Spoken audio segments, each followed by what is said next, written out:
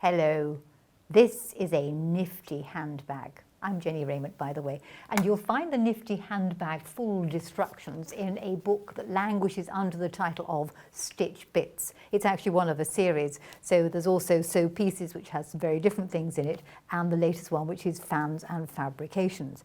But if you want the instructions, it's Stitch Bits for you.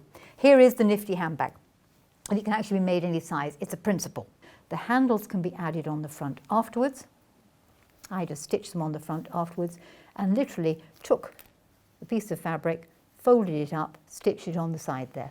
You can have the handle as long as you like. You can do what you like with the handle, and there you have a Nifty handbag.